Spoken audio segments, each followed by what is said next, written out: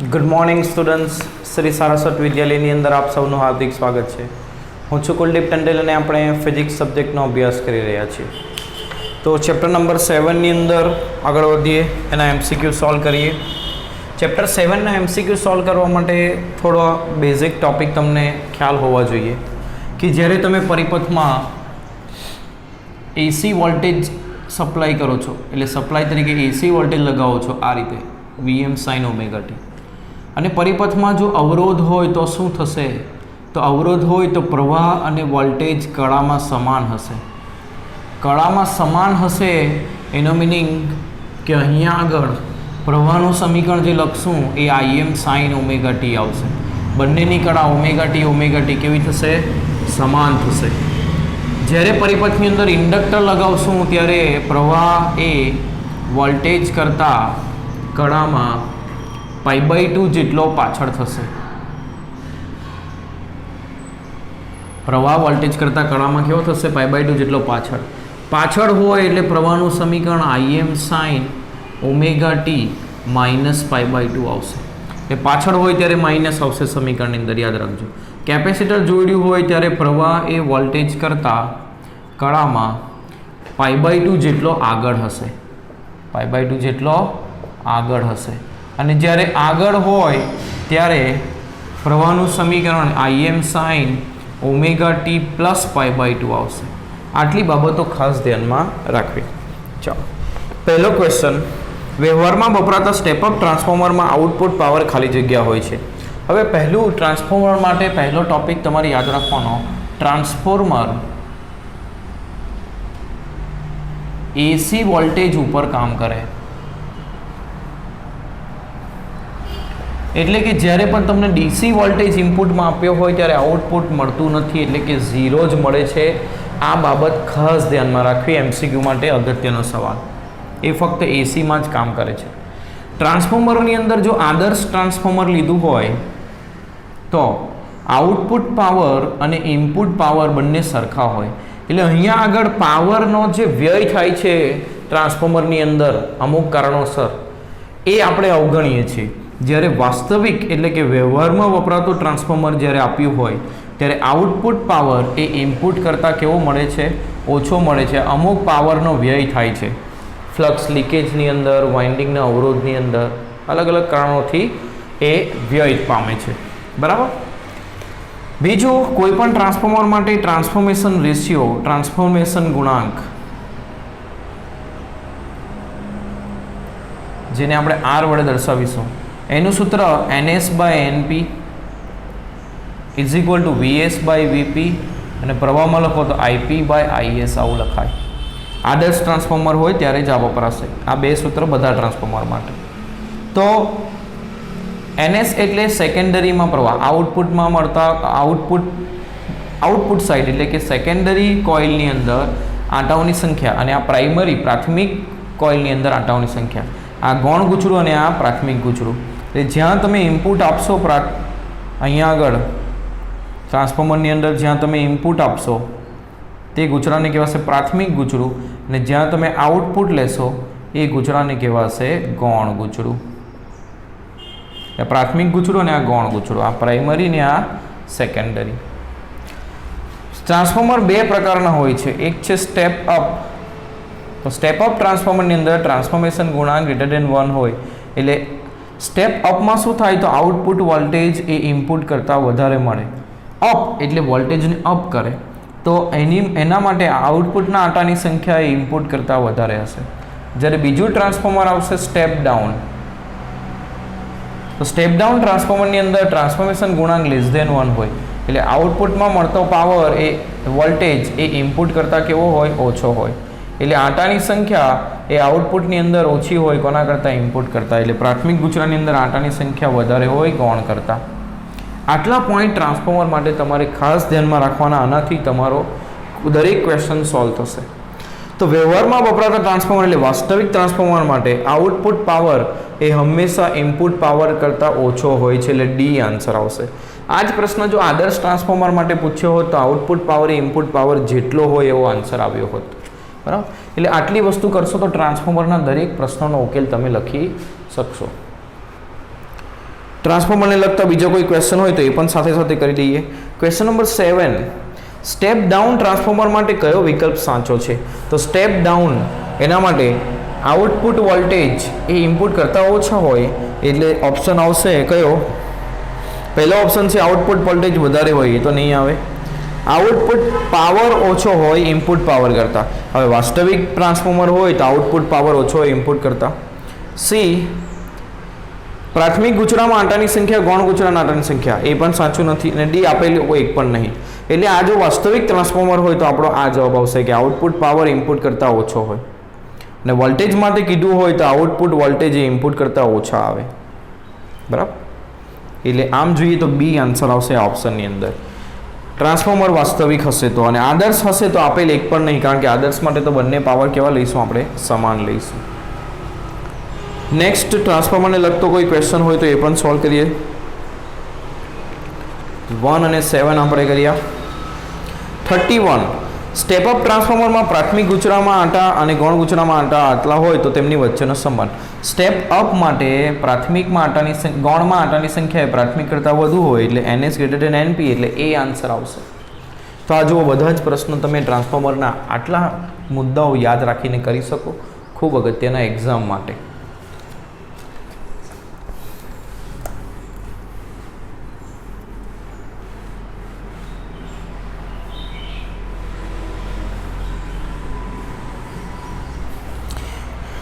Next પ્રશ્ન કરીએ. એક વિદ્યુત પ્રવાહ 8 એમ્પિયરના ડીસી પ્રવાહ અને I બરાબર 6 sin ઓમેગા ટીના એસી પ્રવાહનો બનેલો છે.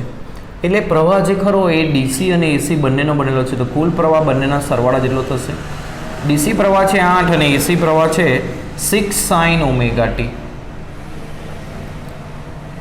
તો પરિણામી પ્રવાહનું RMS મૂલ્ય શોધવાના સ્ટેપ શું છે? તો RMS એટલે root mean square. Root mean square. તો પહેલાં કરવાનું સ્ક્વેર એટલે વર્ગ કરવાનું, જવાનું ઊંધું, નામથી ઊંધું આ તરફ. મીન એટલે સરેરાશ લેવાનું અને રૂટ એટલે વર્ગમૂળ લેવાનું.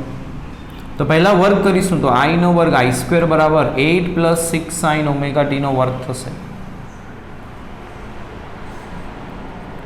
તો A + B નો વર્ગ એટલે A² plus 2AB 48 × 2 sin omega T plus B² એટલે 36 sin² ઓમેગા ટી. ચાલો, એક પદ થયું. એનું સરેરાશ લઈએ એટલે સરેરાશ I² સરેરાશ 64 પ્લસ 48 દુ કેટલા થાય? 96. 96 sin omega T plus 36 sin² omega T. હવે એટલું યાદ રાખશું આપણે સરેરાશ લેતી વખતે કે જ્યારે પણ તમે સરેરાશ લો તો અચળ પદનો સરેરાશ તેનો તે જ આવશે, એ પદ જ આવશે. sin² કે cos² નો સરેરાશ લેશો, sin² અથવા cos². પૂર્ણ ચક્ર માટે તો એ હાફ આવશે, અને જ્યારે સાઇન કે કોસનો પૂર્ણ ચક્ર માટે સરેરાશ લેશો તો એ આવશે 0. આ બોક્સ અગત્યનું તમારા માટે. તો 64 અચળ છે એટલે એનો સરેરાશ 64 જ આવે. 96 અચળ એટલે એનો સરેરાશ 96 રહેશે. સાઇનનો સરેરાશ શું થશે? 0. 36 એમનો એમ રહેશે અને કોસ sin² નો સરેરાશ આવશે 1/2. તો 64 વત્તા 36 ભાગ્યા 2 18 દુ 36. 8 ની 4 12, 12 2 વધી 1, 6 ને 1 7 ને 1 8. I² બરાબર આવ્યું 82. તો એનું વર્ગમૂળ લઈએ. RMS એટલે શું છે? એનું વર્ગમૂળ. કોનું? સરેરાશનું વર્ગમૂળ, વર્ગના સરેરાશનું વર્ગમૂળ. તો વર્ગમૂળ 82 એ આપણો જવાબ થશે. હવે વર્ગમૂળ 82 કેટલા થાય કેલ્ક્યુલેટરની અંદર જોઈએ. 9.05 એમ્પિયર એ જવાબ થશે. Option A answer.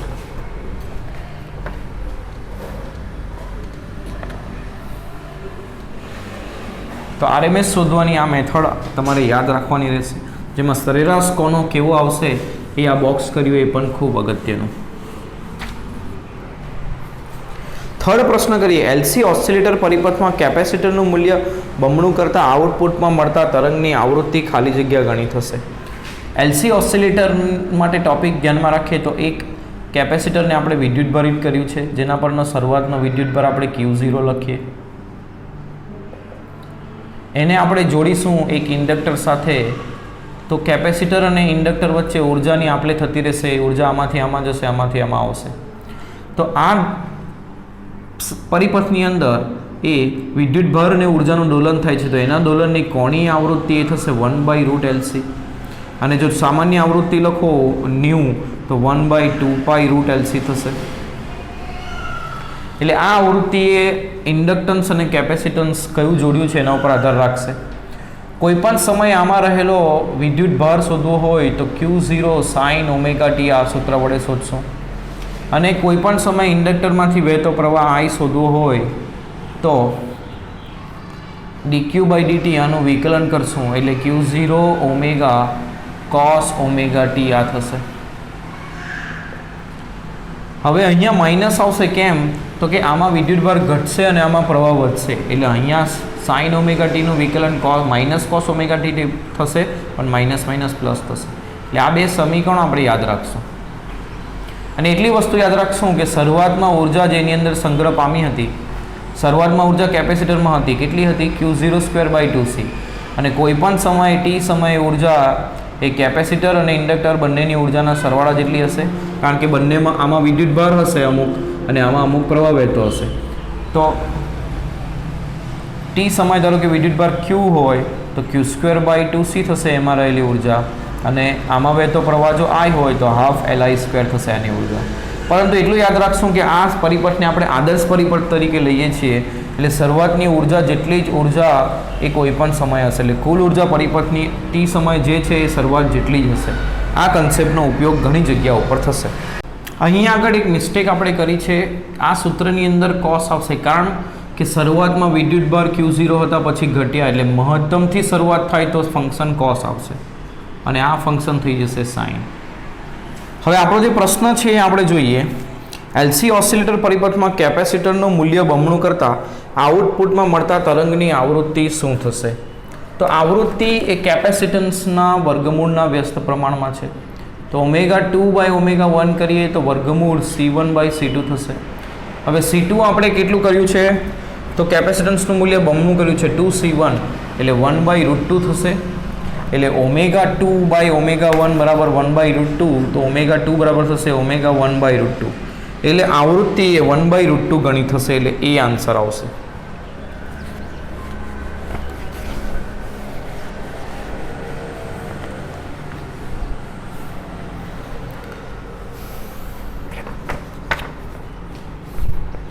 ઘણીવાર આ પરિપથની અંદર એક ઇમ્પોર્ટન્ટ ક્વેશ્ચન પૂછવામાં આવે છે કે જ્યારે કેપેસિટર અને ઇન્ડક્ટરમાં રહેલી ઉર્જા સમાન હોય તે સમયે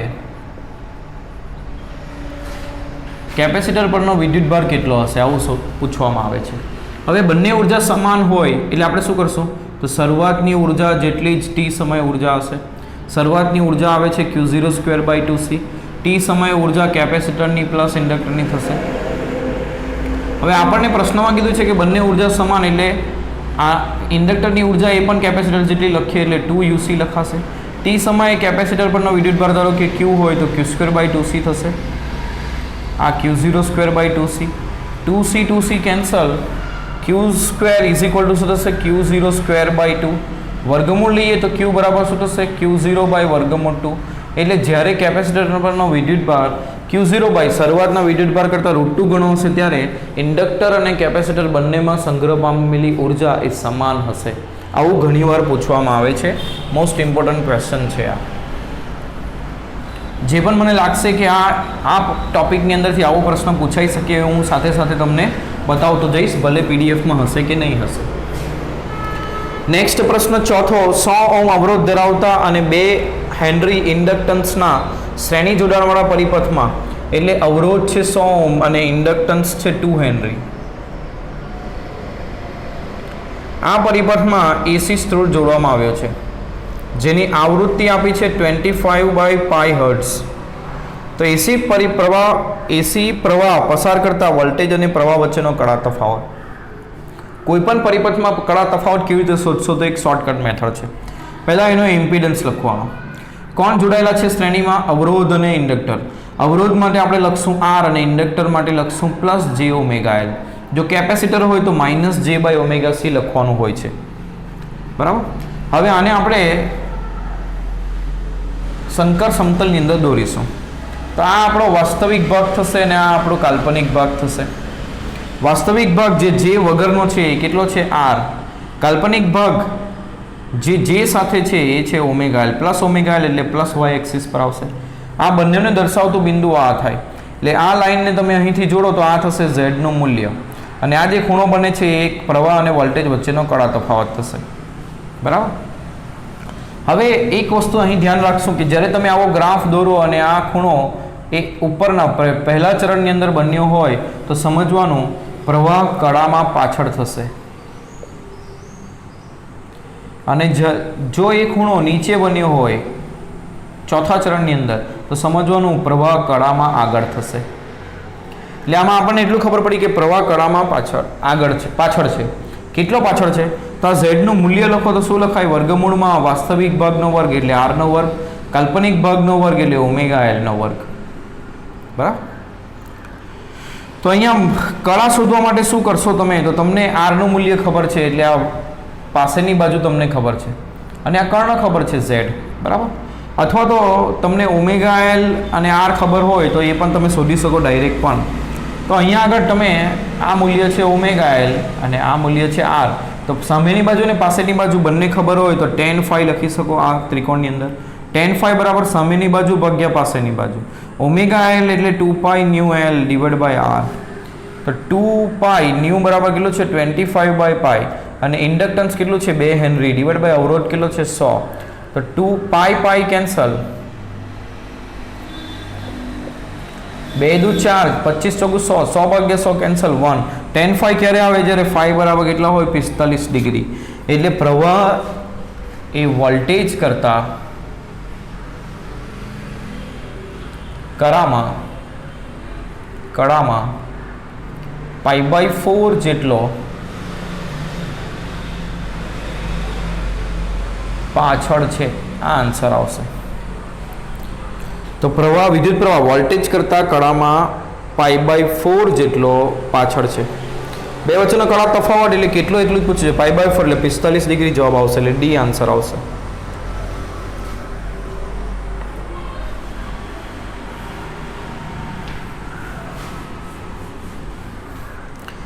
ફક્ત કેપેસિટર ધરાવતા એસી પરિપથમાં ફક્ત કેપેસિટર હોય તો પ્રવાહ એ વોલ્ટેજ કરતા કડામાં π/2 જેટલો આગળ થાય. એટલે વિદ્યુત પ્રવાહ વોલ્ટેજ કરતા કડામાં π/2 જેટલો આગળ, એટલે સી ઓપ્શન આવશે. 6th ક્વેશ્ચન કરીએ. વોલ્ટેજનું મૂલ્ય આપેલું છે 100√2 sin 100t. તો આને સરખાવીએ Vm sin ઓમેગા t સાથે, તો આપણને Vm શું મળશે? 100√2, અને ઓમેગા શું મળશે? 100 રેડિયન પ્રતિ સેકન્ડ. એક ઓલ્ટરનેટિંગ વોલ્ટેજ 1 માઇક્રોફેરેડના કેપેસિટરને આપવામાં આવે છે. તો પરિપથમાં જોડેલ એ મીટરનું અવલોકન. જ્યારે તમે એસી પરિપથમાં એ મીટર જોડશો તો એ તમને આરએમએસ મૂલ્ય આપશે પ્રવાહનું. તો આઈઆરએમએસ બરાબર શું થશે? Im/√2. હવે કોઈ પણ પરિપથમાં પ્રવાહ કેટલો વહે? તો પ્રવાહ બરાબર આપણે સામાન્ય ઓહમનો નિયમ V/R વાપરીએ તો પ્રવાહ બરાબર Im બરાબર તમારે લખવાનું Vm ડિવાઇડ બાય અવરોધની જગ્યા પર એ પરિપથનો ઇમ્પિડન્સનું મૂલ્ય લખશું. એટલે Im બરાબર Vm/Z લખવાનું. જ્યારે ફક્ત કેપેસિટર જોડાયેલું હોય ત્યારે એક જ વસ્તુ લખવાની આવે, -j⍵c, અને એનું મૂલ્ય લખીએ -j/ωc, અને એનું મૂલ્ય લખીએ તો 1/ωc થશે. વર્ગમૂળમાં વાસ્તવિક ભાગનો વર્ગ, કાલ્પનિક ભાગનો વર્ગ. કાલ્પનિક ભાગ જ છે, વર્ગનો વર્ગમૂળ લઈશું તો એ મૂલ્ય જ મળશે, પ્લસ થઈ જશે. Vm કેટલું છે? 100√2 બરાબર. મોડ Z 1/ωc, અને અહીંયા √2. તો √2 કેન્સલ, ωc × 100 જવાબ આવશે. ωc × 100. ઓમેગાનું મૂલ્ય કેટલું છે? 100. કેપેસિટન્સ કેટલા મૂલ્યનું જોડ્યું છે? 1 માઇક્રોફેરેડ, એટલે 10⁻⁻6 × 100, એટલે 10 ની 2 ઘાત 2 ઘાત 4 ઘાત -6 ઘાત, એટલે 10 ની -2 ઘાત જવાબ આવશે. એટલે એ મીટરનું અવલોકન 10 ની -2 ઘાત એમ્પિયર, એટલે 10 મિલી એમ્પિયર. તો એ જવાબ આવશે. Question number 8. Question number 8. LCR AC પરિપથમાં અનુનાદ આવૃત્તિ 5000 હર્ટ્ઝ અને હાફ પાવર બિંદુએ આવૃત્તિઓ આટલી છે, તો ક્યુ ફેક્ટર કેટલો હશે? તો એના માટે અનુનાદ વક્રને થોડું સમજીએ કે આપણે જે સપ્લાય જોડીએ છીએ વીએમ સાઇન ઓમેગા ટી, એમાં ઓમેગાનું મૂલ્ય બદલશું તો એમાંથી વહેતો પ્રવાહનું મહત્તમ મૂલ્ય બદલાશે. કેવી રીતે બદલાશે? તો પહેલાં પ્રવાહ વધશે અને પછી પ્રવાહ ઘટશે. જ્યાં આગળ મહત્તમ થશે એ આવૃત્તિ આપણી અનુનાદ આવૃત્તિ હશે, અને અનુનાદ આવૃત્તિને ઓમેગા 0 વડે દર્શાવાય, એનું મૂલ્ય થશે 1/√LC. અરે જ્યારે અનુનાદ થાય ત્યારે શું થાય તે પણ આપણે યાદ રાખશું. જ્યારે અનુનાદ થાય ત્યારે પરિપથનું ઇમ્પિડન્સ એ ફક્ત R થઈ જશે. આ યાદ રાખશું પહેલી વસ્તુ. બીજું XC = XL થશે, એટલે કેપેસિટિવ રિએક્ટન્સ 1/ωc અને ઇન્ડક્ટિવ રિએક્ટન્સ ωL સરખું થશે. અનુનાદ ક્યારે થશે? તો જ્યારે આવૃત્તિ આટલી હશે, 1/√LC જેટલી હશે. અનુનાદ થશે ત્યારે ઇમ્પિડન્સ ફક્ત R જેટલું થશે. ફક્ત R જોડાયેલું હોય ત્યારે પ્રવાહ અને વોલ્ટેજ કળામાં સમાન થાય, એટલે બે વચ્ચેનો કળા તફાવત 0 થશે. પ્રવાહ અને વોલ્ટેજ I અને V કળામાં સમાન થશે.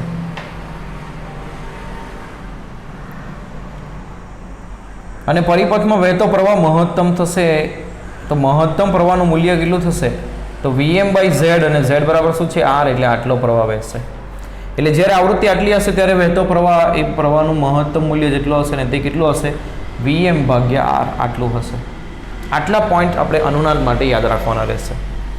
હવે આ સમયે પરિપથમાં વપરાતો પાવર પણ મહત્તમ હશે. કોઈ એક પ્રવાહ માટે વપરાતો પાવર એ મહત્તમના અડધા જેટલો થશે, અને તે સમયે પ્રવાહ જે ખરો એ પ્રવાહના મહત્તમ મૂલ્ય ભાગ્યા √2 ગણો થશે. આ ક્યારે થાય? તો આ એક આવૃત્તિ માટે થાય છે ω1 માટે, અને બીજી આવૃત્તિ ω2 માટે થાય છે. તો આ બે આવૃત્તિ વચ્ચેનો તફાવત એટલે કે એને કહેવાય હાફ પાવર બેન્ડવિડ્થ. ω1 થી ω2 સુધી પાવર પરિપથમાં અડધાથી વધારે રહે છે. કેવો રહે છે? અડધાથી વધારે. એટલે આને કહેવાય હાફ પાવર બેન્ડવિડ્થ. બુકની અંદર ઓનલી બેન્ડવિડ્થ લખ્યું છે, તો કેટલું આવશે? ω2 - ω1. અહીંયા ω2 લખશું, અહીંયા ω1, તો ω1 - ω2 લખી શકીએ. વધારે ને ω1 લેવાનું. જે ω1 બરાબર તમે શું લખી શકો? આ ડેલ્ટા ઓમેગા હોય તો આ કેટલું થાય? આને 2 ડેલ્ટા ઓમેગા લખીશું આપણે. હાફ પાવર બેન્ડવિડ્થને શું લખીશું? 2 ડેલ્ટા ઓમેગા. તો આ અડધું લખાશે ડેલ્ટા ઓમેગા, ને આ પણ લખાશે ડેલ્ટા ઓમેગા. અહીંયાથી અહીંયા સુધીનું મૂલ્ય છે ω0, તો ω2 શું લખાશે? ω0 - ડેલ્ટા ઓમેગા, ને ω1 શું લખાશે? ω0 + ડેલ્ટા ઓમેગા.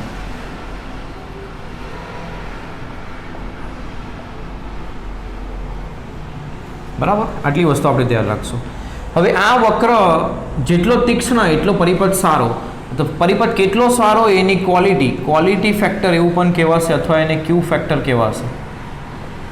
એ કેવી રીતે ગણાય? તો એના બે સૂત્રો છે. આ ડેલ્ટા ઓમેગા જેટલું 2 ડેલ્ટા ઓમેગા જેટલું નાનું એટલો વક્ર તીક્ષ્ણ, એટલે એના વ્યસ્ત પ્રમાણમાં હશે. તો આ એક સૂત્ર છે ω0 / 2 ડેલ્ટા ઓમેગા.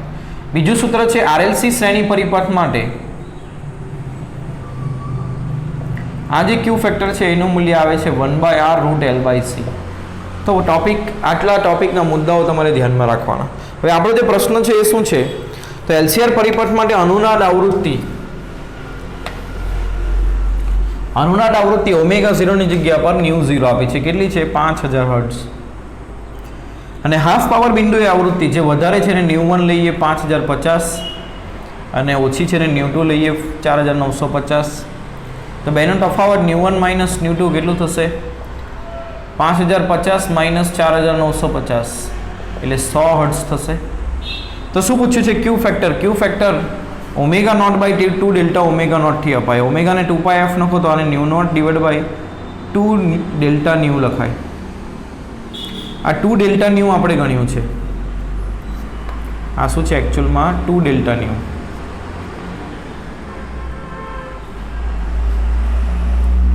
બેનો તફાવત એને શું કહેવાય? 2 delta new. Half power bandwidth, બે આવૃત્તિનો તફાવત. તો આ કેટલું છે? 5000 હર્ટ્ઝ, અને આ કેટલું છે? 100. તો ક્વોલિટી ફેક્ટર કેટલો થશે? 50 જવાબ આવશે C.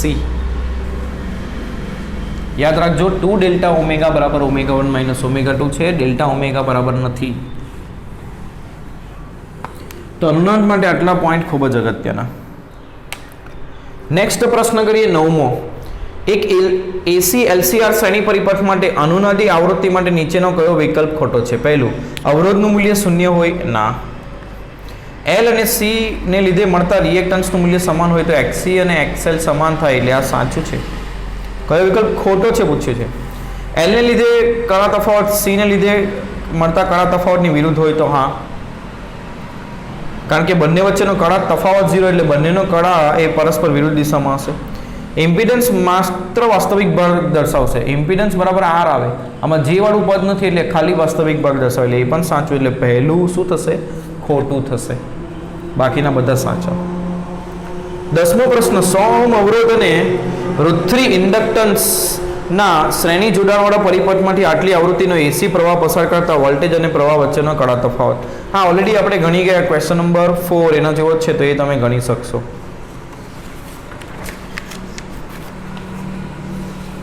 નેક્સ્ટ પ્રશ્ન કરીએ 11મો. એક એસી પરિપથમાં 3 એમ્પિયર પ્રવાહ 210 વોલ્ટ વિદ્યુત સ્થિતિમાનનો તફાવત છે. જો પરિપથમાં વપરાતો પાવર આટલો હોય તો પાવર ફેક્ટર કેટલો થશે? પાવરનું સૂત્ર આવશે VRMS IRMS cos ડેલ્ટા. હવે આ ટોપિક આઈ થિંક સિલેબસની બહાર છે, પરંતુ અહીં મેં રાખ્યો છે જેથી ગુજસેટમાં કામ લાગી શકે અથવા કોઈક બીજી જગ્યાએ પણ કામ લાગી શકે. તો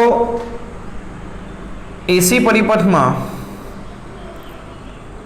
3 એમ્પિયર પ્રવાહ એટલે આ IRMS આપ્યું છે 3 એમ્પિયર, 210 વોટનો વિદ્યુત સ્થિતિમાનનો તફાવત VRMS 210, પરિપથમાં વપરાતો પાવર 63 હોય તો પાવર ફેક્ટર cos ડેલ્ટાને જ કહેવાય પાવર ફેક્ટર. cos ડેલ્ટાને શું કહેવાય? Power factor. તો cos ડેલ્ટા શું થશે? 63 / 3 210 એટલે આ થશે 21. 21/210 એટલે 1/10 એટલે 0.1 થશે. પાવર ફેક્ટર થશે 0.1 એટલે બી આન્સર આવશે. 12મો પ્રશ્ન. એસી પ્રવાહ આપ્યો છે 50 cos 100t + 45. તો આને સરખાવીએ તો IM પ્રવાહનું મહત્તમ મૂલ્ય કેટલું થશે? cos સાથે ગુણાકારમાં શું છે? 50.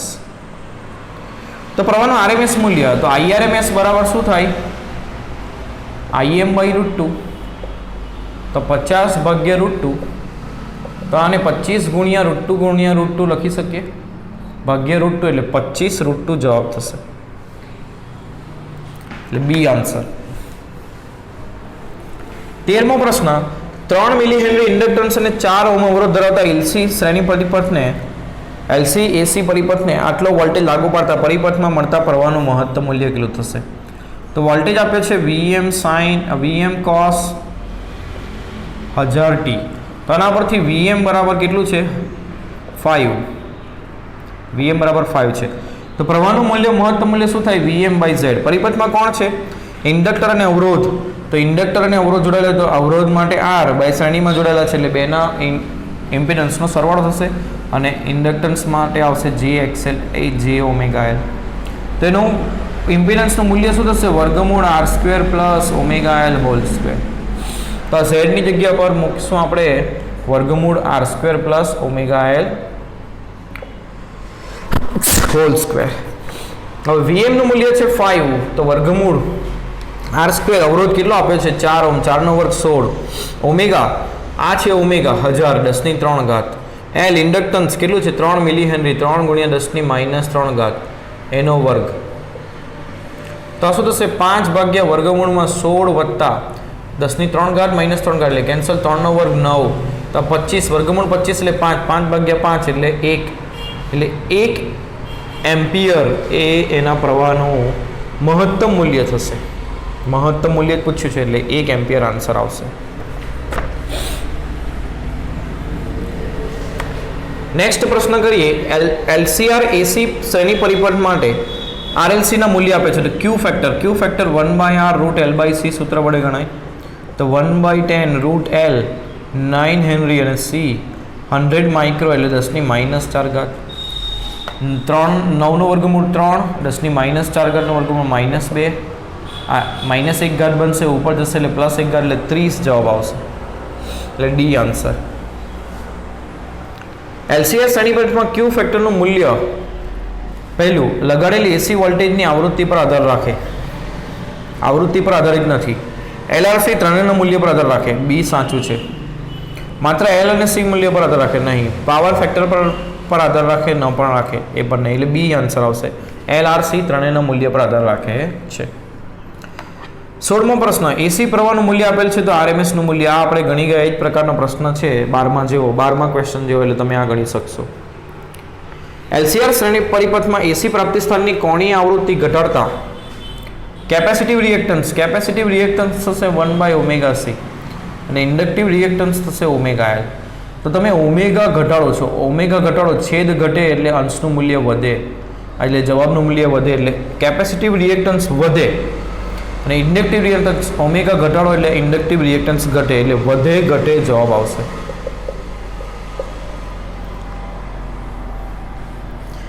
અઢારમો પ્રશ્ન પણ આપણે ગણી ગયા, એ જ પ્રકારનો છે, તમે ગણી શકશો. 19મો પ્રશ્ન, આપેલ વોલ્ટેજ છે અને કેપેસિટર જોડીએ તો એ મીટરનું અવલોકન. એ મીટર હંમેશા RMS મૂલ્ય માપે પ્રવાહનું, તો IRMS બરાબર શું થશે? Im/√2. Im થશે Vm/Z 1/√2. Vm આપ્યો છે સમીકરણ ઉપરથી, કેટલો મળશે? 100√2.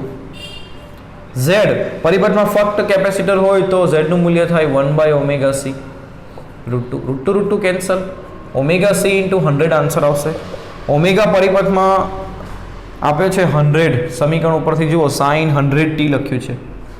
C કેપેસિટન્સનું મૂલ્ય માઇક્રો 10⁻6 અને આ 100 એટલે આ 10⁻2 આવશે, એટલે મિલી એમ્પેરમાં 10 મિલી એમ્પેર આન્સર આવશે. ઓલરેડી આપણે ગણી ગયા એવું જ લાગે છે આ પ્રશ્ન. નેક્સ્ટ પ્રશ્ન કરીએ 20. LCR પરિપથમાં R, XC અને XL આપ્યું છે, તો ઇમ્પિડન્સનું મૂલ્ય. LCR 3 સીધી શ્રેણીમાં જોડાયેલા હોય તો ઇમ્પિડન્સ શું થશે? R પ્લસ ઇન્ડક્ટર માટે, JXL અને કેપેસિટર માટે, અથવા તો JωL અને કેપેસિટર માટે -J/ωc. જે કોમન કાઢીએ તો આ પદ થશે ωL -1/ωc. ωL ને કહેવાય XL ઇન્ડક્ટિવ રિએક્ટન્સ ને 1/ωc ને કહેવાય કેપેસિટિવ રિએક્ટન્સ. તો આનું મૂલ્ય Z શું થશે? વર્ગમૂળ કાલ્પનિક ભાગનો વર્ગ વત્તા વાસ્તવિક ભાગનો વર્ગ. જે વગરનો વાસ્તવિક ભાગનો વર્ગ અને કાલ્પનિક ભાગનો વર્ગ આ થશે. તમે કિંમતો મૂકીએ તો વર્ગમૂળ R² √7 નો વર્ગ 7 પ્લસ વર્ગમૂળ XL 11 - XC 8 એનો વર્ગ. 11 - 8 એટલે કેટલા થશે? 3 થશે. 3 નો વર્ગ 9, 9 ને 7 16, વર્ગમૂળ 16 એટલે 4 ઓહમ એનો આન્સર આવશે, એટલે એ આન્સર આવશે. નેક્સ્ટ પ્રશ્ન આપણે કરીએ ક્વેશ્ચન નંબર 21. ફરીથી એનો સેમ ટુ સેમ પ્રશ્ન હવે આપણે કરી ગયા હોય એટલે આ તમે કરી લેશો. 22મો પ્રશ્ન, કેપેસિટરનો રિએક્ટન્સ X છે. જો કેપેસિટન્સ અને આવૃત્તિના મૂલ્યો બમણા કરીએ તો રિએક્ટન્સ કેટલો મળે? Capacitive reactance 1/ωc. આને ડબલ કરીએ 2ω અને કેપેસિટન્સને પણ બમણું કરીએ 2C તો કેટલું થશે? 1/4ωc એટલે 4 ગણું થશે.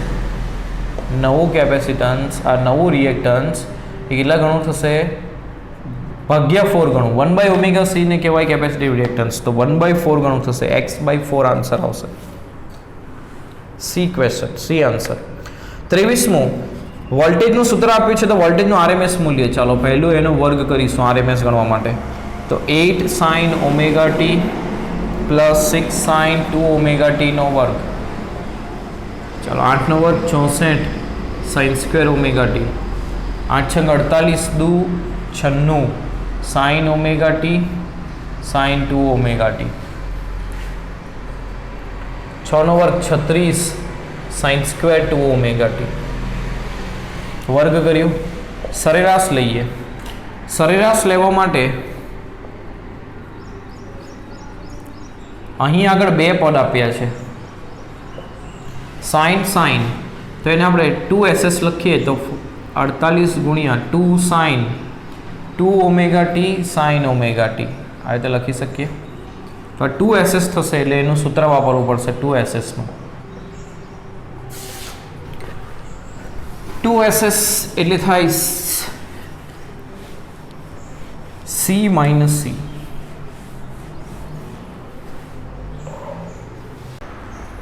તો 64 sin² ωt plus 48 cos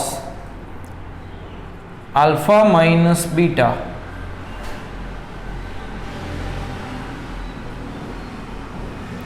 minus alpha plus beta plus 36 sin square omega T. હવે વર્ગ થયો એટલે એનું સરેરાશ લઈએ તો વીએમ સ્ક્વેર લઈએ. 64નો સરેરાશ 64 sin સ્ક્વેરનો 1/2, 48 એમનું એમ. કોસ ગમે તે થીટા હોય, ફક્ત કોસ છે 1 ઘાત એટલે 0, આ પણ ફક્ત કોસ એટલે એનું પણ 0. 36 sin સ્ક્વેરનું થશે 1/2 સરેરાશ. તો 64 ભાગ્યા 2, 64 વત્તા 36 એટલે થશે 100. 100 ભાગ્યા 2 લખાશે આને, આ થશે 50. તો VRMS એટલે આનું વર્ગમૂળ એટલે વર્ગમૂળ 50 થશે. વર્ગમૂળ 50 એટલે 749 7.07 આવશે. તો સી આન્સર થશે 7.07 વોટ.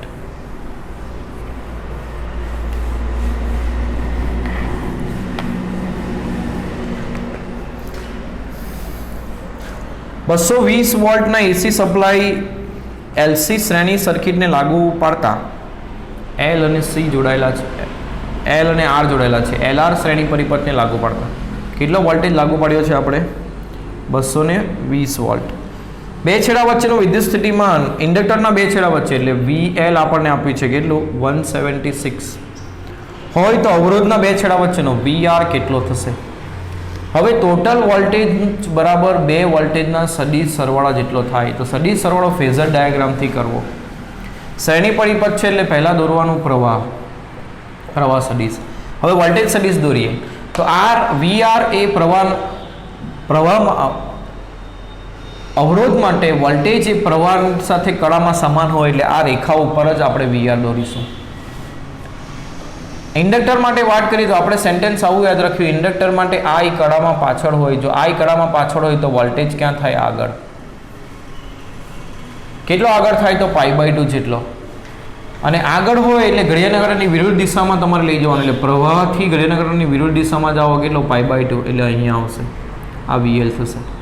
આ બે સદિશોનો સરવાળો કરો એટલે સમાંતર બાજુ ચતુષ્કોણ બનાવો તો આ તમારો પરિણામી સદિશ V મળશે. બરાબર. અને આ પ્રવાહ I અને V વચ્ચેનો કળા તફાવત એને કહેવાશે φ. હવે આમાં તમે જુઓ તો આ કાટકોણ ત્રિકોણ છે. આ કાટકોણ ત્રિકોણમાં કર્ણ એટલે V એનો વર્ગ બરાબર શું થશે?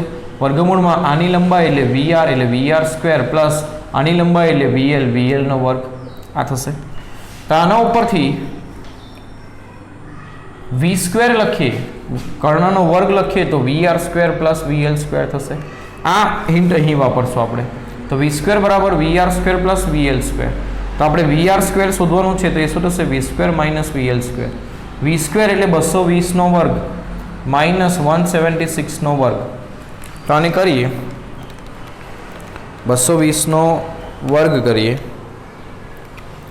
અને 176 નો વર્ગ કરીએ અને એની બાદબાકી કરીએ તો 17424 આવશે અને એનું વર્ગમૂળ લઈએ તો 132 આવશે. તો 132 વોલ્ટ એ આપણો જવાબ થશે. તો ઓપ્શન સી આપણો આન્સર આવશે. તો યાદ રાખજો, જ્યારે પણ આ પ્રકારની ગણતરી હોય ત્યારે તમારે સદિશ સરવાળો ઉપર જવાનું. ધારો કે હવે આવું દર વખતે પ્લોટ નહીં કરવું હોય તો શું કરવાનું? બરાબર. તો તમારે ધારો કે એલ અને સી આપ્યા હોય તો તમારે કુલ વોલ્ટેજ એ વર્ગમૂળ VL minus VC whole square એટલે VL માઇનસ VC બસ આટલું જ કરવાનું તમારે. જ્યારે ફક્ત શું આપ્યો હોય? એલ અને સી. કારણ કે એલ અને સી આપ્યા હશે ત્યારે સી માટે વોલ્ટેજ અહીંયા આવશે VC. બંને પરસ્પર વિરુદ્ધ દિશામાં એટલે બેની બાદબાકી કરવાની રહેશે કુલ વોલ્ટેજ માટે. જ્યારે RL પરિપથ આપ્યો હશે ત્યારે V બરાબર વર્ગમૂળ VR² પ્લસ VL² કરશું. અને જ્યારે RC પરિપથ આપ્યો હોય ત્યારે કુલ વોલ્ટેજ બરાબર VR² પ્લસ VC². આટલા મુદ્દાઓ યાદ રાખવાના. આ ત્રણ મુદ્દા યાદ રાખજો. પરિપથ કેવો છે એના ઉપરથી તમે ગણતરી કરશો. અને RLC ત્રણેય આપ્યા હોય ત્યારે તમારે શું કરવાનું? તો કુલ વોલ્ટેજ વર્ગમૂળમાં VR² plus VL minus VC whole square આટલું કરવાનું રહેશે. હવે આમાં ધ્યાન રાખજો કે જે મોટામાંથી નાનું બાદ કરવાનું એટલે એનું મોડ્યુલસ છે એવું સમજી લેજો. એટલે આ હિન્ટ યાદ રાખજો. તો વીઆર અને વીએલ અહીંયા આપણને આર અને એલ શ્રેણીમાં આપ્યા હતા, એટલે આપણે આ પ્રમાણે કરવાનું રહ્યું. બરાબર. આ ખૂબ જ અગત્યનો ટોપિક, આ જે એમસીક્યુ આપણે કર્યો એ કેવી રીતે ગણવાનું એ તમને ખ્યાલ હોવી જોઈએ. એક પરિપથમાં અવરોધ, ઇન્ડક્ટર અને કેપેસિટરને સમાંતર વિદ્યુત સ્થિતિમાનનો તફાવત 70, 90 અને 65 હોય તો એસી સપ્લાયનો વોલ્ટેજ. ચાલો ફરી પાછું એ એલ આર સી ત્રણેય આપ્યા છે, એટલે વી બરાબર વર્ગમૂળ VL square plus VL minus VC whole square થશે. તો વી સ્ક્વેર બરાબર VR square plus VL minus VC whole square થશે. આપણને શું પૂછ્યું છે કે સપ્લાયનો વોલ્ટેજ એટલે વી પૂછ્યું છે, તો વીઆર સ્ક્વેર આરનો વોલ્ટેજ કેટલો છે, તો અવરોધ, ઇન્ડક્ટર અને કેપેસિટર આરનો 70 છે, ઇન્ડક્ટરનો 90 છે અને કેપેસિટરનો 65 છે. તો 90 માઇનસ 65 કરો તો 25 આવે, એનો વર્ગ કરો તો 625 થાય અને 70નો વર્ગ કરો તો થાય 4900. એમાં તમે 625 ઉમેરશો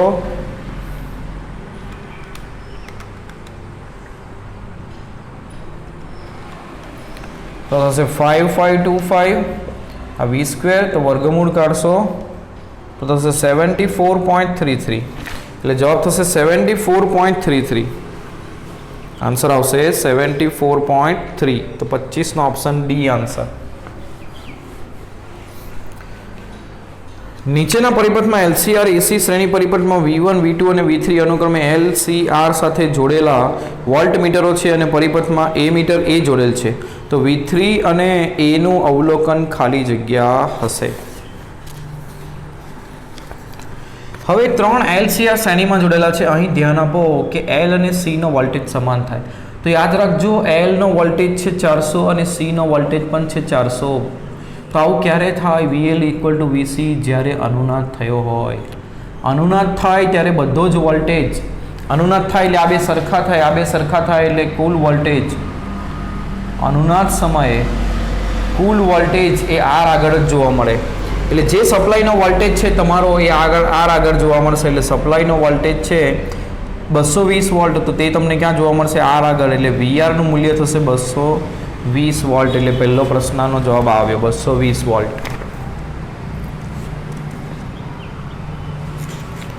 બીજું શું પૂછ્યું છે? એ મીટરનું અવલોકન. એ મીટર આમાંથી પસાર થતો પ્રવાહ. હવે જે અવરોધમાંથી પસાર થશે પ્રવાહ તે જ આ એ મીટરમાંથી પસાર થશે.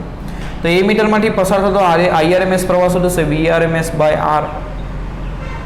વીઆરએમએસ 220 ભાગ્યા અવરોધ 100 એટલે કેટલો આવશે? 2.2. એટલે 220 અને 2.2 એટલે સી આન્સર આપણો. આ ખૂબ જ અગત્યનો પ્રશ્ન હતો. એલસીઆર એસી શ્રેણી પરિપથમાં ઓમેગાના કયા મૂલ્ય માટે પરિપથમાં પ્રવાહ મહત્તમ મળે? પ્રવાહ મહત્તમ ક્યારે થાય? જ્યારે અનુનાદ થાય. અનુનાદ ક્યારે થાય? જ્યારે આવૃત્તિ કેટલી હોય? 1/√LC. 28મો પ્રશ્ન, એલસીઆર શ્રેણી પરિપથમાં અનુનાદ થાય ત્યારે પહેલું, પ્રવાહ લઘુત્તમ હોય, ખોટું. પ્રવાહ અને વોલ્ટેજ વચ્ચેનો કળા તફાવત 90 ડિગ્રી હોય, ખોટું. પ્રવાહ અને વોલ્ટેજ વચ્ચેનો કળા તફાવત 45 હોય, ખોટું. પ્રવાહ અને વોલ્ટેજ કળા તફાવત 0 હોય તો એ સાચું. તમને મેં લખાવ્યું અનુનાદ થાય ત્યારે શું થાય. 29, અનુનાદની તીક્ષ્ણતા વધારવા માટે કોનું મૂલ્ય ઘટાડવું જોઈએ? અનુનાદની તીક્ષ્ણતા 1/r√L/C. તો C ને ઘટાડશું અને R ને ઘટાડશું તો Q નું મૂલ્ય વધશે. અને C એટલે કે કોનું મૂલ્ય ઘટાડવું જોઈએ? તો R પણ આવશે અને C પણ આવશે. તમે C નું મૂલ્ય ઘટાડો તો પણ Q વધે અને R નું મૂલ્ય ઘટાડો તો પણ Q નું મૂલ્ય ઘટે. પણ C નો ઘટાડાનો ફેરફાર એ વર્ગમૂળમાં હોવાથી વધારે નહીં થશે. R નો ફરક વધારે પડશે એટલે R જવાબ આવશે. R નું મૂલ્ય ઘટાડવાથી Q ફેક્ટર વધશે.